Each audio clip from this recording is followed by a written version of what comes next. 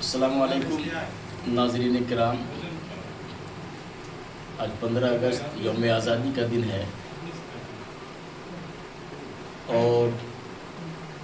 اس دن کو، اس تاریخ کو ہندوستان کے تناظر میں جو باشندگان ہند ہے اس کو تہوار کے طریقے سے اس کو مناتے ہیں۔ ظاہر خوشی کا دن تو ہے ہی کہ برسوں کی جو انگریز کی غلامی کی زنجیر میں جو یہ ہندوستانی عوام جکڑی ہوئی تھی، اس کو اس دن اس سے آزادی ملی، خوشی کی بات تو ہے۔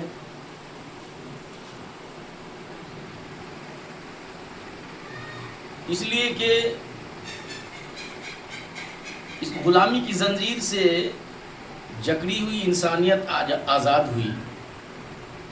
اور انگریزوں سے لوہا لیا، اس سے جنگیں کی، لڑائیاں کی۔ اس میں ظاہر ہے کہ ہندوستان میں بسنے والے سارے لوگوں کا اس میں کسی نہ کسی قدر جو ہے ہاتھ رہا ہے۔ ہر مذاہب کے لوگ، ہر مسلک کے لوگ اس میں مل جل کر حصہ لیے ہیں، چاہے ہندو ہوں، مسلمان ہوں، سکھ ہوں یا عیسائی ہوں۔ سارے لوگوں نے ایک جھوٹتا دکھائی ہے، اتحاد قائم کیا ہے۔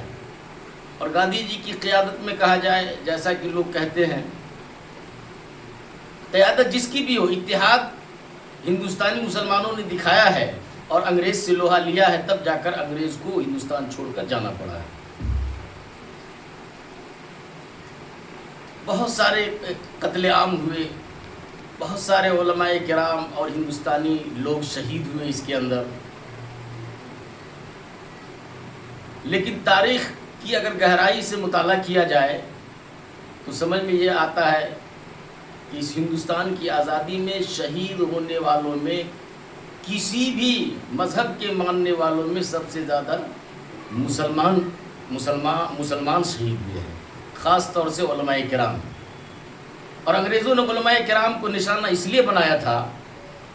کہ یہ مسلمانوں کے قائد ہوا کرتے تھے،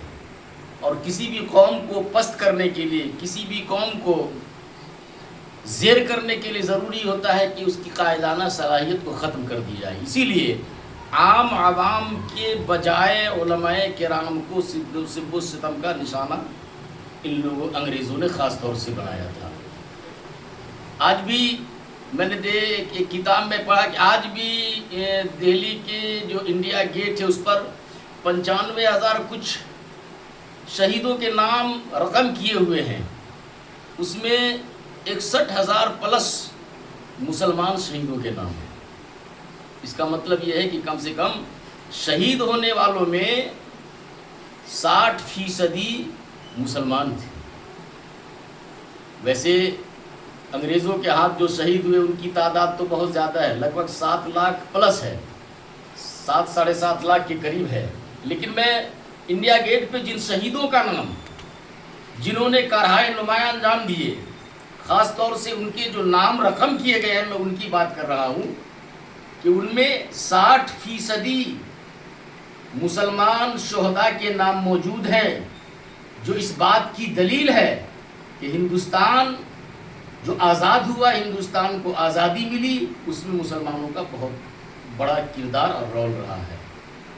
لیکن بڑی افسوس کی بات ہے، آزادی کا جشن ہمارے اپنے تعلیمی اداروں میں بھی منایا جاتا ہے، اور ہندی یا انگلش میڈیم کے جو اسکول کالجز ہیں وہاں بھی منائے جاتے ہیں۔ مختلف قسم کے پروگرام ہوتے ہیں، بچوں کی تقریریں ہوتی ہیں، آزادی ہند کے اوپر جو ہے مکالمے پیش کیے جاتے ہیں، ترانے پیش کیے جاتے ہیں، اور گلی کوچے شاہراہ آزادی، نعرہ آزادی سے جو ہے گونجتے ہوئے نظر آتے ہیں۔ لیکن بڈمبنا کہیے اور قابل افسوس بات یہ سمجھ میں آ رہی ہے کہ جن لوگوں نے آزادی ہند کے اندر نمایاں کردار ادا کیا، جن کے نام لے کر ہم نعرے لگاتے ہیں، ان میں ہمارے جو مسلم علماء کرام ہیں، جن کی قیادت میں کئی تحریکیں چلی، کیا کہتے ہیں، انگریزوں کے خلاف، جو شہید ہوئے گئے، ان میں چند گنے چنے لوگوں کا نام لیا جاتا ہے،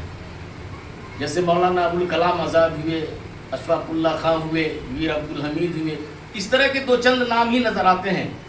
جبکہ علماء کرام کی ایک لمبی فہرست ہے جنہوں نے ملک کی آزادی کے لیے اپنی جانیں دے دی ہیں، قربانیاں پیش کی ہیں۔ ایک لمبی فہرست ہے جس کو پڑھا جائے تو نہ جانے کتنا وقت لگ جائے گا۔ شیخ الاسلام ہیں، شیخ الہند ہیں، مولانا فضل خیر آبادی ہیں، حضرت موہانی ہیں، اس طرح کے بہت سارے علماء کرام ہیں انگریزوں کے خلاف تحریک چلانے والوں میں۔ اس لیے آج اس بات کی ضرورت ہے کہ اپنے مکاتب کے اندر، مدارس کے اندر جہاں اور بھی تعلیم دی جائے تو آزادی ہند کے تعلق سے اپنے علماء کرام کے بارے میں ضرور پڑھایا جائے، اور اپنی قوم کے اندر اس بات کو اجاگر کیا جائے تاکہ ہماری قوم بھی احساس کمتری کا شکار نہ ہو۔ پوری تاریخ ہے، تاریخ کو اگر کھنگال لیں گے تو یہ جو اسکولوں میں پڑھائی جاتی ہے، کالجوں میں پڑھائی جاتی ہے، تو سمجھ میں یہ آتا ہے، لگتا ہے کہ مسلمان کچھ لوگ تھے، سارے لوگ تو مان لیا یہی لوگ تھے جنہوں نے کیا کہتے ہیں، گاندھی جی کا نام آتا ہے، تاکیا ٹوپے کا نام آتا ہے، ولبھ پٹیل کیا کہتے ہیں، پٹیل کا نام آتا ہے، انہی لوگوں کا نام آتا ہے، کتابیں بڑی پڑی ہیں آزادی کے حوالے سے، لیکن جو اصل مجاہدین تھے جنہوں نے قربانیاں دی ہے اس کا نام و نشان کو نہیں آتا ہے۔ بس اسی بات کے اوپر آج اپنی بات مکمل کرتا ہوں۔